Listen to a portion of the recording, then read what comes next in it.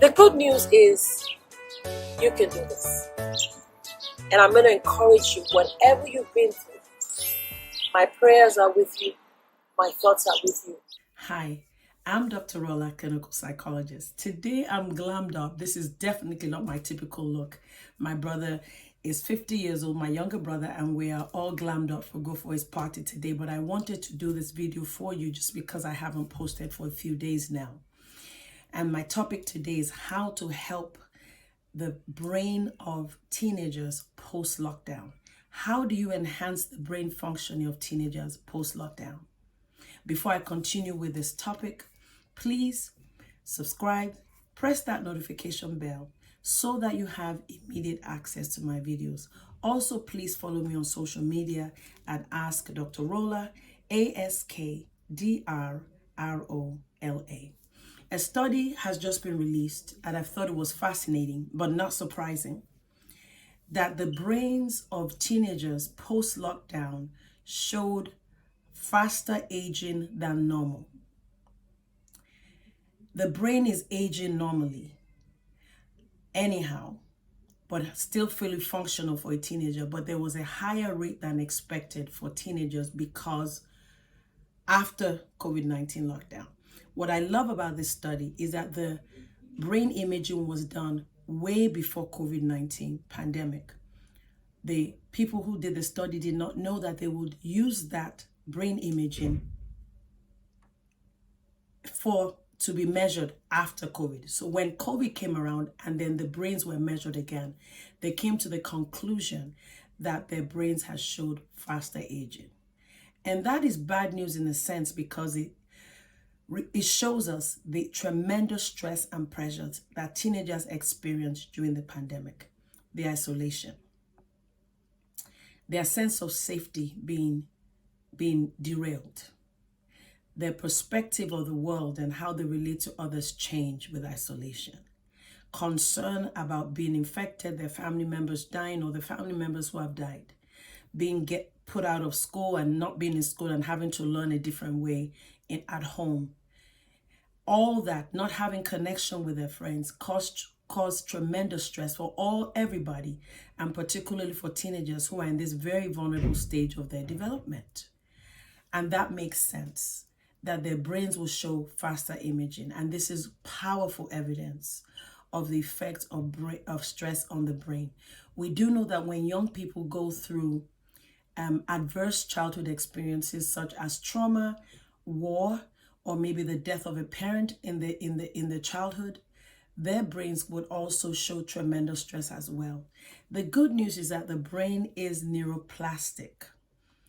And this does not mean that the person's brain will continue to age and cause problems in the near future. It means that we need to intervene as parents, as a society, to help our children and our teenagers to manage what they went through the pandemic. That even though the COVID-19 pandemic is not as much of a problem like it was in 2019, the effects of it on them is still lingering. The effects of them on them still continues. What should you do as a parent? What should you do to help your teenager to function?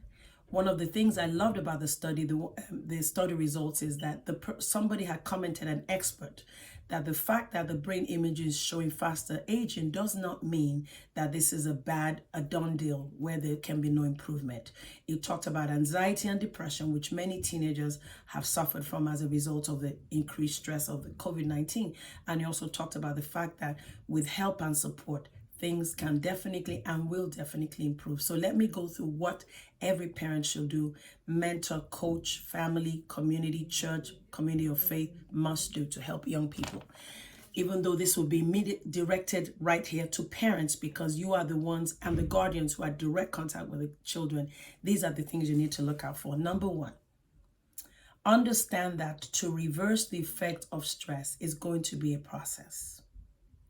Even though the threat of the pandemic may be less, we don't eradicate the effects of a stress on the brain and the functioning of a teenager by just ignoring it or assuming that it will go away. We must pay attention then to how they're actually doing, not what it looks like they're doing, not just their grades, but how are they doing in its entirety. The number one thing I want you to pay attention to as a parent is process. Be open to going through a process of healing, of better understanding of what your child is going through. Do not be dismissive. The pandemic is over. It's done now. You should get over it. That is not how healing works. So the first thing, process. When you are open to going through a process, when something shows up that is unexpected or you did not really know or you were not thinking it was a big deal, you'll be more open to embrace it as something that needs to be worked on. If you have the mentality that it's done, the pandemic is over, let's just move forward, why is this lingering? Then you're going to more likely dismiss or deny that there's a problem. Number two, I want you to pay attention to the structure in the home for a teenager. I know that many of them are bored and they've been through so much.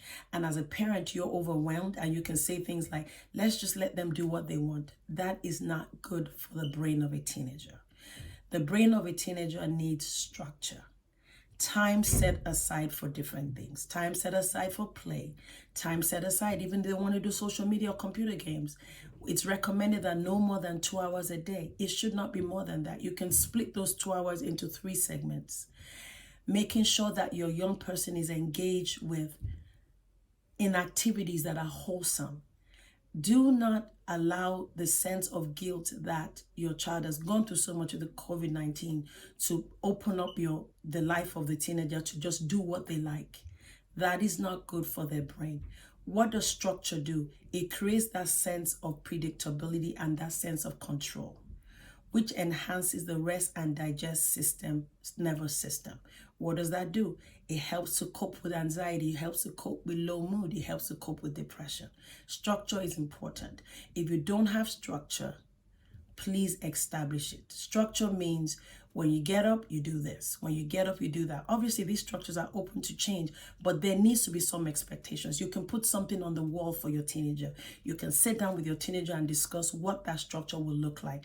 And let them know this is open to change, but structure is part of what helps a person to feel connected and feel that they have things to do. So having a list on the wall, having it notice in a public place or in the house, in the kitchen, where everybody say, oh, this is what I'm expected to do today.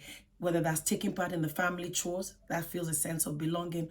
All that is so necessary. So I said number one, process. Number two, structure. Number three, I want you to pay close attention to the whole process of communication. My suggestion is that you have weekly meetings, more likely maybe like 2-3 times a week with your young person. And these meetings do not have to be formal.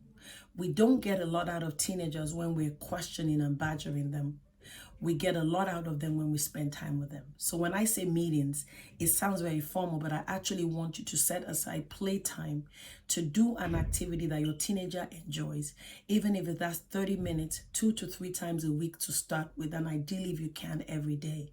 When you do that, it opens up the opportunity for you to talk about issues that could be more difficult. The teenager may not want to tell you or may not want you to be worried about. They're more likely to open up to that within the context of play. As a therapist, one of the most powerful tools I've used to work with young people is play. A card game, watching a movie together, talking about the movie. All that is part of showing the teenager that you're connected. If things go wrong or the teenager is struggling, you're more likely to notice it. You're more likely to be able to engage them, and they understand that you're not just going there just to have a fix-it approach. You're really trying to deepen your relationship with them. I know some of you say that I'm incredibly busy, I have enough on my plate, but I'm telling you, this is not something that you should ever defer. I understand how hard it is to be a parent, working mom. I was working mom with young children, full-time jobs. At some point I had to go to grad school, but we need to make sure that this is a priority. You're providing some form of medicine to your child. When you spend time with that child and play with them, you're actually massaging them. You're helping them to calm down. You're making them to play. Play makes us relax. Again, you're enhancing the rest and digest nervous system of the body. The next thing I want you to please pay attention to is social media. Help your child and talk about social media, how those connections are going for them. Let them know that it's okay to take breaks, talk about the positive aspects of it, talk about the negative aspects of it, and try to find ways to use social media in a restrictive way, that they see it more as something that is not determining how they see themselves. Not to shut it down completely and say, you can't go there until you're this age. Even if you say that, when they get to that age, they would not know how to handle it. Be open to talking about their challenges, and that would be important. Also, I want you to really work very hard, if possible, to get your child into a relationship, into a connection with their friends. And one way to do that is to do something like an activity that involves teamwork. Whether it is that they're in a basketball team, whether it is that they're volunteering to give to others, anything that involves working with others to meet a certain goal, helps that child to understand that even though COVID isolated them and COVID caused a lot of instability, there's still hope in this world. Those positive communications enhances your child's sense of belief and faith in others and in the world and in the future as being hopeful in spite of what they have experienced. I know I could go on, but the limo is waiting and I know they're going to be screaming for me to get out of here, but I want you to pay attention to your teenager, understand the brain is neuroplastic, monitor for anxiety and depression. And then the very last thing too is, do not be reluctant to get help. And getting help does not even mean that you have a crisis. It means that you're allowing an objective professional to do an assessment to make sure that what your thoughts are okay or not.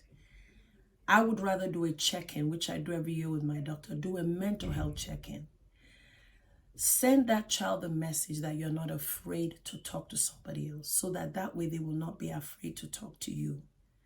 Let that child know that getting help is something that you want them to do, but it may even be helpful for you to even get help if you need it, so that your child can see that you're not just prescribing that for them, you are actually doing the same.